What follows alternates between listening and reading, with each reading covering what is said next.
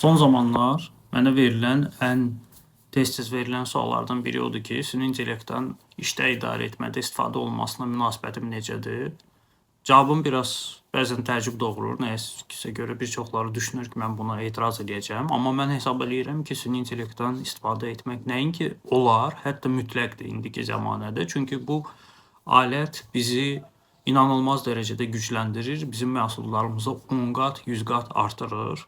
Süni intellektdən imtina eləmək sanki mürəkkəb hesablamaları kalkulyator əvəzinə beyində, şirkət uçotunu kağızda, xüsusi proqram təminatı əvəzinə aparmağa bərabər bir şeydir. Süni intellekt bir alətdir və ondan düzgün istifadə etmək bizi rutin işlərə sərf elədiyimiz vaxtı qənaət eləməyə imkan verir və daha yaradıcı, daha mürəkkəb işlərlə məşğul olmaq. Sadəcə burada əsas məsələ odur ki, biz hansı alətləri, hansı formada istifadə etdiyimizə çox şuurlu şəkildə yanaşaq və təbii ki, bütün işləri süni intellektə ötürüb özümüz heç bir iş görmürüksə, bu yanaşma işləmir, mümkün deyil.